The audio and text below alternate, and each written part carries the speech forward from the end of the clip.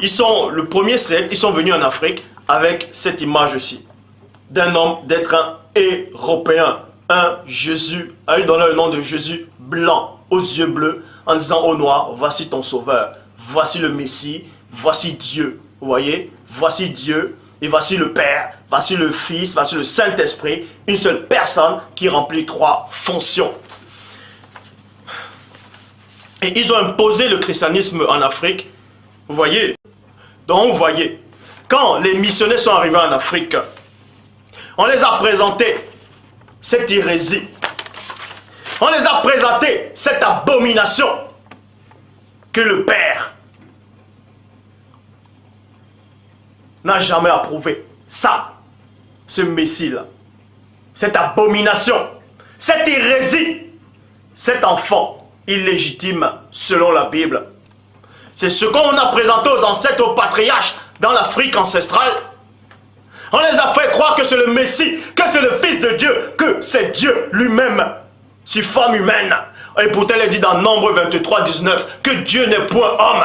Et non, Dieu n'a jamais été homme, et non, Dieu ne sera pas homme. Mais parce que quand Dieu il parle ici, là, Dieu n'est point homme, il parle du présent, dans tous les temps, dans toutes les époques, Dieu n'est point homme. Plein de gens dans l'Afrique, ils ont fui le Dieu véritable. Ils ont accepté ce Dieu-ci là, ce faux Dieu-là. Et ils ont dit, voici notre Dieu, voici notre Sauveur, voici le Messie, aux yeux bleus qu'on vous a présenté.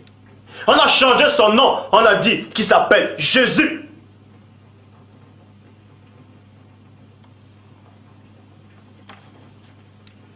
Pourtant dans la Bible de l'épée, dans Romains chapitre 1 verset 23, il est dit, ils ont changé la gloire du Dieu incorruptible en image, je vais reprendre, dans la Bible des peuples, dans Romains chapitre 1 verset 23. Ils ont changé la gloire du Dieu incorruptible en des images religieuses. En des images religieuses. Voici les images religieuses. Vous voyez? Ça, c'est des images religieuses.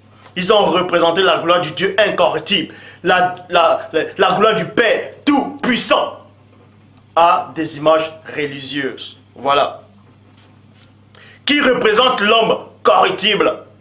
Satan est venu vous présenter cet homme-là en disant que c'est Jésus, que c'est Dieu. Cet homme a pris la place de Dieu dans votre cœur. Cet enfant illégitime a pris la place du Père, a pris la place du Tout-Puissant dans votre cœur.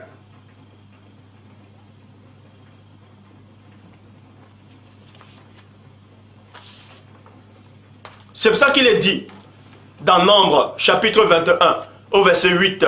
Premièrement, nous allons voir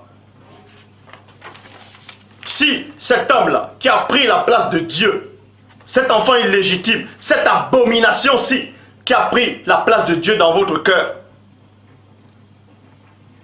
on peut l'adorer ou il est mort sur la croix. Parce qu'il y a plein non seulement, ils ont accepté que lui c'est le sauveur, qui s'appelle Jésus. Vous voyez? Que l'église romaine a ramené. On vous a dit que c'est votre sauveur. Que la couleur ne compte pas. Si la couleur ne compte pas, pourquoi quand on dit que le Christ est noir, ça vous dérange? Posez-vous la question. Bref, on vous a ramené ce personnage en Afrique, dans le monde. Satan est derrière cet homme-là. Je le dis, je le répète et je pèse mes mots. Satan est derrière ce personnage. Il vous a ramené ce personnage, cet enfant illégitime, cette abomination, cette désolation. Il a dit, c'est Dieu. Il a usurpé la place du Père dans votre cœur. Il a usurpé la place de l'Esprit Saint. Il a blasphémé l'esprit de Mundi Maloba. Il a dit qu'il est une seule et même personne avec le Père, le Fils et le Saint-Esprit. Et il a dit qu'il est mort pour vous sur la croix. Celui-ci a pris la place de Dieu dans votre cœur. Vous avez dit que c'est Dieu. Vous avez dit que c'est Jésus. Vous l'avez dans le nom de Jésus. Vous avez dit que c'est le Messie, que c'est le Sauveur. Nous allons donc voir si ce personnage-ci va revenir enlever l'Église. On va donc voir si ce personnage-ci va vous sauver.